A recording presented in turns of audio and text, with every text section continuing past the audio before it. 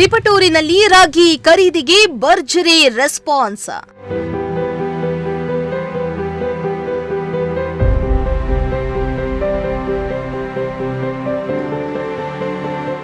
ಸರ್ಕಾರದ ಬೆಂಬಲ ಬೆಲೆಗೆ ರೈತರು ಸಂತಸ.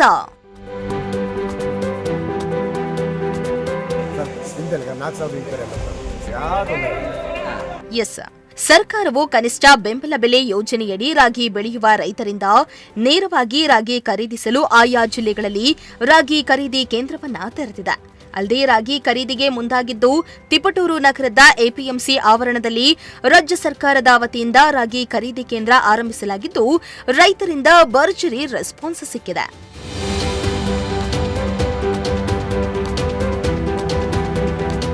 ಇನ್ನು ಸರ್ಕಾರವು ರಾಗಿ ಪ್ರತಿ ಕ್ವಿಂಟಾಲ್ಗೆ ಸುಮಾರು 4,886 ರೂಪಾಯಿ ರಾಗಿಯನ್ನ ಖರೀದಿ ಮಾಡಿಕೊಳ್ತಾ ಇದ್ದು ತಿಪಟೂರಿನಲ್ಲಿ ರೈತರು ರಾಗಿ ಖರೀದಿ ಕೇಂದ್ರಕ್ಕೆ ಆಗಮಿಸಿ ಬೆಳಗ್ಗೆಯಿಂದಲೇ ಸರತಿ ಸಾಲಿನಲ್ಲಿ ನಿಂತು ಮಾರಾಟ ಮಾಡಲು ಮುಂದಾಗಿದ್ದಾರೆ. ಇನ್ನು ಯಾವುದೇ ಗೊಂದಲವಿಲ್ಲದೆ ವ್ಯವಸ್ಥಿತವಾಗಿ ರಾಗಿ ಖರೀದಿ ಪ್ರಕ್ರಿಯೆ ನಡೀತಾ ಇರುವುದರಿಂದ ರೈತರ ಸಂತೋಷಕ್ಕೆ ಕಾರಣ ಆಗಿದೆ.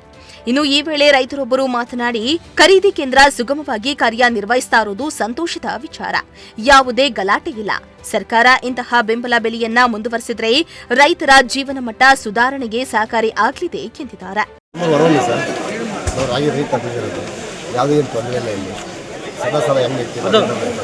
ಎಷ್ಟು ಸರ್ ಕ್ವಿಂಟಾಲ್ಗೆ? ಸರ್ ಕ್ವಿಂಟಲ್ಗೆ 4,880. ಎಷ್ಟು ತಂದಿದ್ದೀರಿ ಸರ್ ನೀವು? ಯಾವ ತೊಂದರೆ ಇಲ್ಲ ತಾನೆ? ಹಾಂ, ಚೆನ್ನಾಗಿ ನಡೀತಿದೆ. ಚೆನ್ನಾಗಿ ನಡೀತಿದೆ. ಏನು ನಮಗೂ ಯಾರು ತೊಂದರೆ ಕೊಟ್ಟಿಲ್ಲ, ರೈತರುಗಳು ಯಾರಿಗೆ ತೊಂದರೆ ಕೊಟ್ಟಿಲ್ಲ. ನಿಮ್ದು ಇವತ್ತೇ ಕೊಟ್ಟಿದ್ದಾರಾ ಅಥವಾ ಇನ್ನೊಂದು ದಿವಸ ಕೊಟ್ಟಿದ್ದಾರಾ? ರಾಗಿ ಇವತ್ತು ಕೊಟ್ಟಿದ್ದಾರಾ ಅಥವಾ ಬೇರೆ ದಿವಸ ಕೊಟ್ಟಿದ್ದಾರಾ? ಇಲ್ಲ, ಇವತ್ತು ತಂದಿದ್ದಾರೆ. 18ನೇ ತಾರೀಕು ಕೊಟ್ಟಿದ್ದು, 18ನೇ ತಾರೀಕು ತಂದಿದ್ದೀವಿ ಸರ್. ಅಂದರೆ ಇಂಥ ದಿವಸ ಅಂತಾನೆ ತರ್ರಿ ಅಂತ ಹೇಳಿ? ಇಂಥ ದಿವಸ ಅಂತ ಡೇಟ್ ಫೋನ್ ಮಾಡ್ತಾರೆ ಸರ್. ಇಂಥ ಡೇಟಿಗೆ ತಗೊಂಬರ್ತಾರೆ, ಅಂತ ಡೇಟಿಗೆ ನಾವು ತಂದಿದ್ದೇವೆ ಮಾರಾಟ. ನಾವು ರಾಗಿ ತಗೊಂಡಿದ್ದೀವಿ. ಇಲ್ಲಿರೋಂಥ ಗಲಾಟೆ ಏನಿಲ್ಲ. ಮ್ಯಾನೇಜರು ಮಗನಿಗೆ ನಾಮಪ್ಪ ಇದ್ದಾರೆ. ಏನಪ್ಪ ಒಂದು ಎ ಬಿಟ್ಟು ಕಳಿಸ್ತಾ ಇಲ್ಲ ಅಷ್ಟೇ. ಅವರು ಎ ಬಿಟ್ಟು ಕಳಿಸ್ಬೇಕು ಗಾಡಿಗಳು. ಹಂಗಾಗಿ ಬೇಗ ಅನುಕೂಲ ಆಗ್ತದೆ. ಇಲ್ಲಿ ಬಂದು ರೈತರು ಕಾಯ್ಕೊಂಡಿದ್ದು ಅಂತಾರೆ. ಅದು ಅದೊಂದು ತೊಂದರೆ ಬಿಟ್ಟರೆ ಇನ್ನೇನು ರೈತ ಕಡೆಗೂ ತೊಂದರೆ ಇಲ್ಲ, ಅಧಿಕಾರಿಗಳ ಕಡೆಗೂ ತೊಂದರೆ ಇಲ್ಲ. ಇನ್ನು ರಾಗಿ ಖರೀದಿ ಕೇಂದ್ರ ಆರಂಭವಾದ ಮೊದಲ ದಿನವೇ ಸುಮಾರು 70 ಮಂದಿ ರೈತರಿಂದ ರಾಗಿ ಖರೀದಿಯನ್ನ ಮಾಡಲಾಗಿದ್ದು ಮುಂದಿನ ದಿನಗಳಲ್ಲಿ ನೋಂದಾಯಿಸಿಕೊಂಡು ಪ್ರತಿಯೊಬ್ಬ ರೈತರಿಂದಲೂ ರಾಗಿ ಖರೀದಿಯನ್ನ ಮಾಡುವ ವ್ಯವಸ್ಥೆಯನ್ನ ಕಲ್ಪಿಸಲಾಗಿದೆ ಎಂದು ಅಧಿಕಾರಿಗಳು ತಿಳಿಸಿದ್ದಾರೆ. ಒಟ್ಟಾರೆ ಯಾವುದೇ ಅಡಚಣೆ ಗೊಂದಲ ಇಲ್ಲದೆ ರಾಗಿ ಖರೀದಿ ನಡೀತಾ ಇದ್ದು ರೈತರಿಂದ ಉತ್ತಮ ರೆಸ್ಪಾನ್ಸ್ ದೊರೆತಿದೆ.